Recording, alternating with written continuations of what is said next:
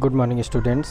तो मैं आज फिर आपके लिए एक फाइनल अकाउंट का क्वेश्चन विद एडजस्टमेंट लेकर आया हूँ, जो फाइनल स्टेटमेंट सेकंड का क्वेश्चन है।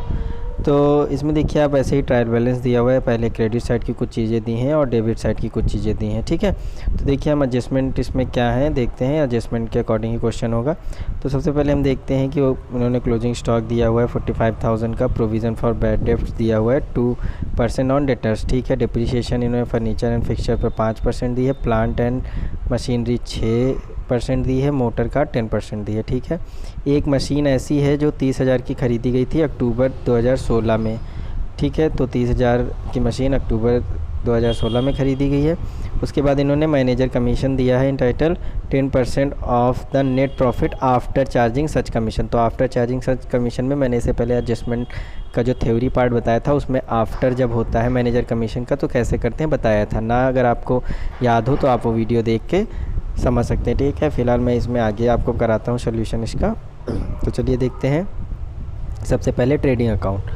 तो trading and profit and loss account में आप एज़ इट इज़ जैसे होता था ओपनिंग स्टॉक लिख लेंगे, परचेज़ लिख लेंगे, उसमें से उसकी रिटर्न माइनस कर देंगे, 1,78,000 आ जाएगा। फिर फ्रेट लिख लेंगे, वेजेस लिख लेंगे, उसके बाद सेल लिखेंगे और सेल से उसकी सेल रिटर्न माइनस कर देंगे तो 2,69,000 आ जाएगा। और क्लोजिंग स्टॉक 45,000 लिख लेंगे।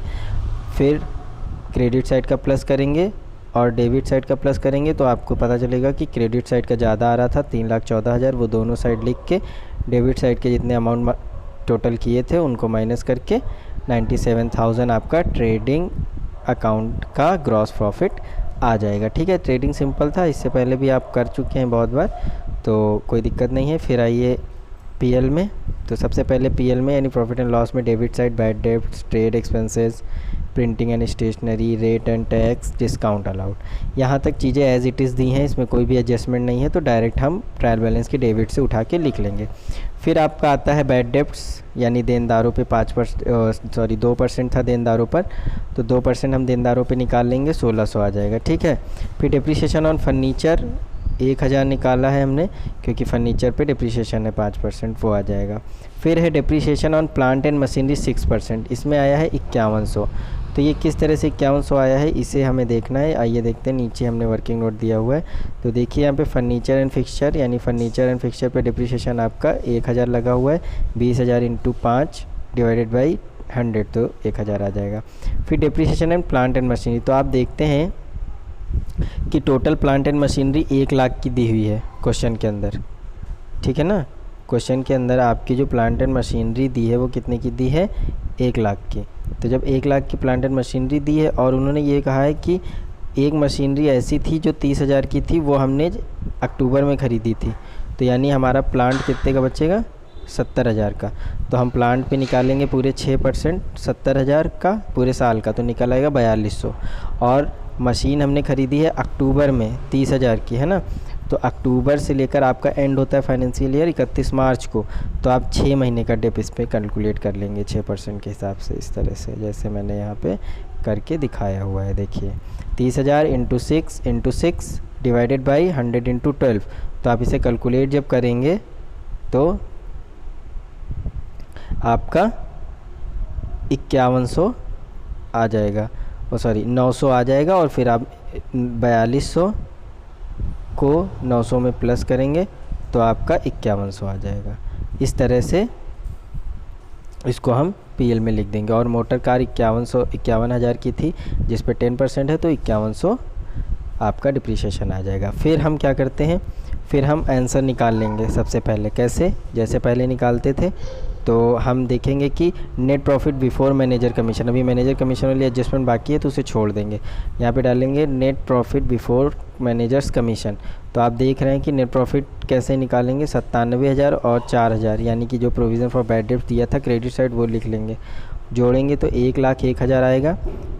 और हम डेबिट साइड का सारा जोड़ेंगे तो आपका 1,01,000 से माइनस करेंगे तो आपका 75,800 आ जाएगा। तो ये 75,800 net profit before managers commission, यानी ऐसा नेट प्रॉफिट है जिस पे अभी मैनेजर का कमीशन नहीं दिया गया है।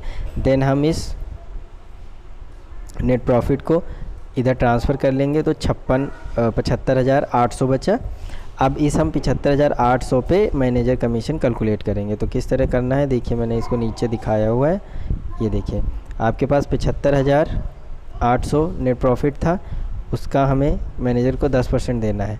और मैंने बताया था जब बाद में हो आफ्टर, तो क्या करते हैं, ये जितना ऊपर रेट होता है उतना ही नीचे 100 में प्लस हो जाता है। इसे कैलकुलेट करेंगे तो आपका 6,891 आ जाएगा, जिसे हम यहाँ लिख देंगे 6,891। फिर 75,800 से 6,891 माइनस करेंगे तो 68,909 रुपये आपका नेट प्रॉफिट आ जाएगा। ठीक, फिर नेट प्रॉफिट जब आपका कैलकुलेट हो जाएगा देन हम आएंगे बैलेंस शीट में। तो बैलेंस शीट कैसे करनी है ये भी आपको पता ही है। सबसे पहले आप कैपिटल लिखेंगे, जो नेट प्रॉफिट निकाला था प्लस करेंगे, फिर उसके बाद ड्राइंग थी माइनस करेंगे, देन अमाउंट आ जाएगा। ठीक है, क्रेडिटर्स पे कोई एडजस्टमेंट नहीं थी, एज इट इज़ लिख देंगे। बैंक ओवरड्राफ्ट पे भी कोई एडजस्टमेंट नहीं थी, एज इट इज़ लिख देंगे।